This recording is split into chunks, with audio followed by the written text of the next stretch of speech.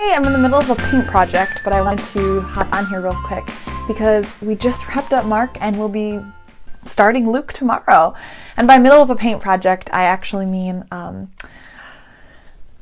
paint project that we've been working on for about 7 weeks now. Joseph and I decided to repaint our cupboards in our kitchen, and it was a little bit more work than we had anticipated. But nonetheless, I'm keeping up with the challenge and am really excited about some of the stuff we read this week.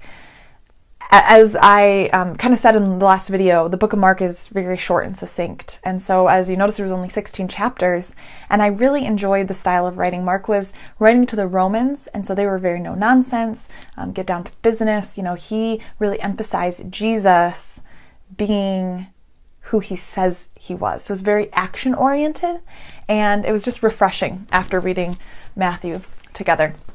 Tomorrow we'll be beginning Luke, and the book of Luke was written by Luke, who's a doctor and a friend of Paul.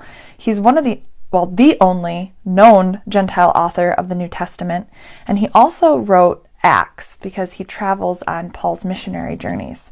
So very close friend and companion of Paul's.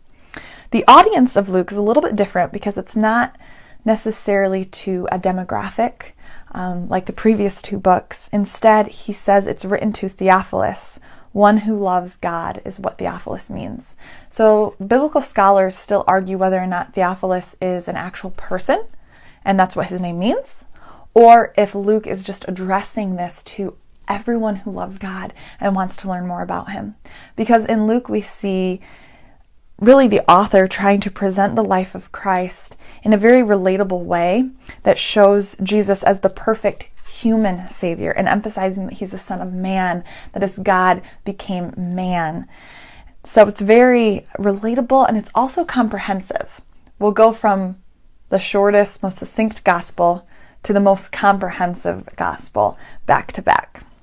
So that's what we have to look forward to. And one of the things that stuck out to me in this week's reading, really through the whole book of Mark, was in chapter 6. And I think the reason it stood out to me is because of the obsession that our culture has right now on self-care and really just wellness and needing to take care of yourself and prioritize yourself. But self-care specifically is the phrase that comes to mind.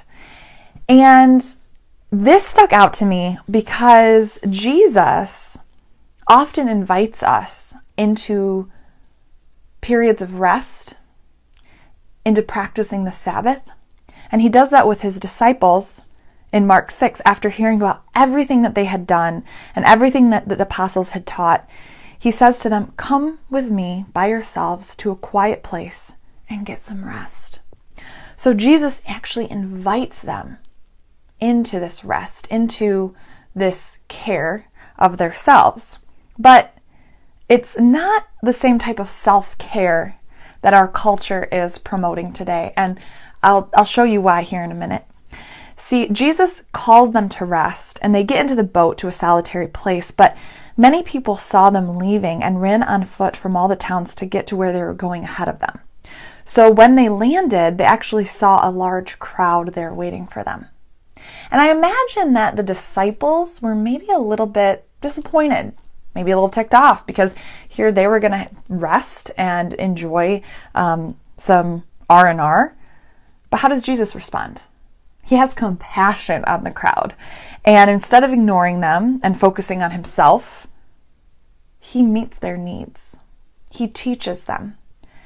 And when the disciples realize it's getting late, probably getting irritated that they still haven't had their self-care time, they say, let's send the people away to go to the surrounding countryside so they can find something to eat. And what does Jesus say to them? Jesus says, you give them something to eat. See, friends, the type of rest that Jesus calls us to can get interrupted. The type of self-care that we practice as Christians is a type of self-care that allows others to get in the way. It's not selfish. It's not self-centered. We practice rest, and we're invited to take a time of rest every week, if we practice the Sabbath. God has structured it for us to be intentional about our rest. But as we see through the Gospels, Jesus allows his Sabbath to be interrupted by healing people and meeting their needs. And we see that when the disciples were going to rest, Jesus tells them, you go get them something to eat. Because the Christian life isn't so self-centered that we don't allow others to interrupt it. So it just really stuck out to me because of this self-care obsession that we have right now and how to find balance in taking care of yourself. I think it's just being obedient to the rest that Jesus already calls us into on the Sabbath, and then allowing that time to be interrupted to keep ourselves from being selfish. That time is about God, and if he presents a need of someone else to us during the time that we're supposedly resting, well, we'll be able to meet that need as long as we're not focused on self. If we approach our rest as self-care instead of Sabbath, then we'll be too preoccupied on ourself to ever care for others. So I love the model in Mark 6 rather. All right, that's a wrap. Let's see how I do with the Beatitudes. Matthew 5, starting at verse 3. Blessed are the poor in spirit, for theirs is the kingdom of heaven. Blessed are those who mourn, for they will be comforted. Blessed are the meek, for they will inherit the earth. Blessed are those who hunger and thirst for righteousness, for they will be filled. Blessed are the merciful, for they will be shown mercy. Blessed are the pure in heart, for they will see God. Blessed are the peacemakers, for they will be called sons of God. And blessed are those who are persecuted because of righteousness. And I'm not sure why. But definitely making it further each week. And sorry that this video is so long, but I just wanted to get on here real quick and make sure that I acknowledged the end of Mark, the beginning of Luke, and I hope that what I shared blesses you tonight. So keep writing his word across your heart.